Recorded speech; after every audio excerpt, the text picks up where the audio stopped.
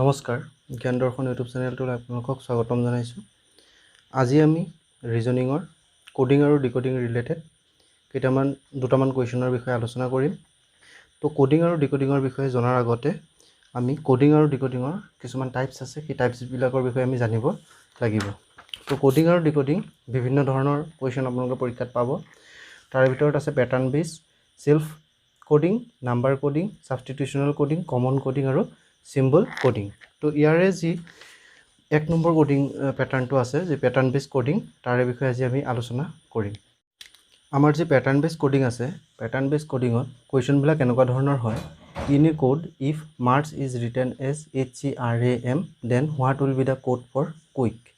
মানে মাৰ্কছক যদি HCRAM বুলি লিখা হয়, তেতিয়াহ'লে QUICকে কেনেধৰণে প্ৰকাশ কৰিব পৰা যাব। তো এনেকুৱা টাইপৰ কুৱেশ্যন যদি পৰীক্ষাত আপোনালোকে দেখা পায়, এনেকুৱা কৰিব, মাৰ্কছ বুলি লিখি ল'ব MARCH, তাৰপিছত যিটো ৱৰ্ড দিয়া আছে তাৰ এগেইনষ্টত সেই ৱৰ্ডটো তাৰ তলত বহাই দিব HCRAM। তাৰপিছত এইটো যিহেতু পেটাৰ্ণ বেছ কোডিং, ইয়াত এটা পেটাৰ্ণ ইয়াত মানে এপ্লিকেবল হ'ব। তো আমি পেটাৰ্ণটো বিচাৰি উলিয়াব লাগিব, কোনটো পেটাৰ্ণত মানে এই ৱৰ্ডটো কেনেকৈ এই পেটাৰ্ণটোত হৈছে।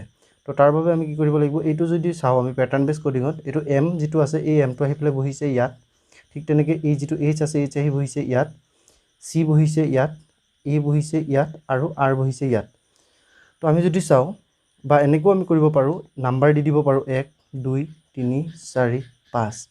যদি আমি এনেকৈ চাওঁ, 5 নম্বৰটো আহি বহিছে ইয়াত, 4 নম্বৰটো বহিছে ইয়াত, 3 নম্বৰ ইয়াতে আছে, 2 আৰু 1।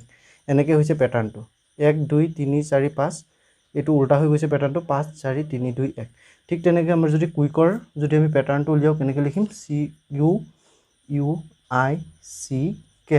তাক যদি আমি নাম্বাৰ দিওঁ 1 2 3 4 5, গতিকে কেনেকৈ হ'ব 5 4 3 2 1, মানে KCIUQ।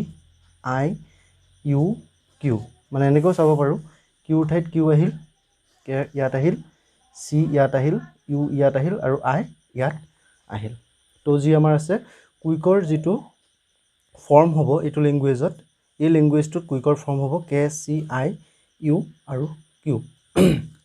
নেক্সট কুৱেশ্যনটো আছে নৰ্মাল। নৰ্মালক যদি এনেকৈ লিখে, তেতিয়াহ'লে ৰিজনৰ কোডটো কি হ'ব। চিম্পলি আমি যদি চাওঁ নৰ্মালক আমি লিখি ল'লোঁ NORMAL। তাৰ তলত আমি যিটো ৱৰ্ড আছে সেই ৱৰ্ডটো লিখি ল'ম QPOTNC। এতিয়া যদি চাওঁ, ইয়াৰ যিটো পেটাৰ্ণ আছে, এই পেটাৰ্ণটো অলপ ইয়াতকৈ বেলেগ ধৰণৰ। এই কোডিংটোৰ যিটো পেটাৰ্ণ আছে, এই পেটাৰ্ণটো জনাৰ কাৰণে আপোনালোকে এলফাবেটৰ বিষয়ে অলপ লিখি ল'ব লাগিব। এনেকৈ লিখি ল'ব ABCDEFGH, এনেকৈ লিখি ল'ব এলফাবেটটো। লিখাৰ পিছত এলফাবেটটো ছাইডত ক'ৰবাত কুৱেশ্যনত ছাইডত লিখি ল'ব। লিখাৰ পিছত কি কৰিব, ইয়াত যদি আপোনালোকে চাই, যিটো N আছে, Nৰ ঠাইত আহি পেলাই ইয়াত বহিছে P। মানে ইয়াত যদি চাই কোডিংটো, ইয়াত আছে MNOP এনেকৈ আছে ন। তো ইয়াত যিটো আছে NO বাদ দি পেলাই আছে আমাৰ P। ইয়াত আছে Nৰ পিছত O যদি আমি গেপ দিওঁ, O এৰি দিওঁ, O এৰি দিলে আহিব P। Nৰ পিছত Oক যদি আমি এৰি দিওঁ, মানে আহি যাব P। তাৰপিছত যদি Oক যদি আমি Qৰ লগত মিলাওঁ, O, Pক যদি আমি এৰি দিওঁ, আহিব Q। ঠিক তেনেকৈ যদি Rক চাওঁ, R, Sক যদি এৰি দিওঁ, কি হ'ব T, RST। তাৰপিছত যদি আমি Mক চাওঁ, Nক যদি এৰি দিওঁ, O। ঠিক তেনেদৰে A, Bক এৰি দিলে C আৰু L M N। ঠিক তেনেকৈ এইটো কোডিং এনেকুৱা হ'ল Nৰ পিছত আমাৰ কি এৰিলে, O এৰি দিলে হ'ল P। তাৰপিছত আমি যদি OQ চাওঁ, OQ, Pক এৰি দিলে Q। ঠিক তেনেকৈ আমি যদি ইয়াত চাওঁ, R, S বাদ দি পেলাই T, তাৰপিছত N বাদ দি পেলাই O, A, B বাদ দি পেলাই C আৰু L M বাদ দি N। ঠিক তেনেকৈ আমি ৰিজনৰটো লিখিব লাগিব REASON। ৰিজনৰ কাৰণে কি কৰিব লাগিব, R, S বাদ দি পেলাই আমি ইয়াত কি লিখিব লাগিব T। তেনেকৈ F বাদ দি পেলাই আমি লিখিব লাগিব কি G।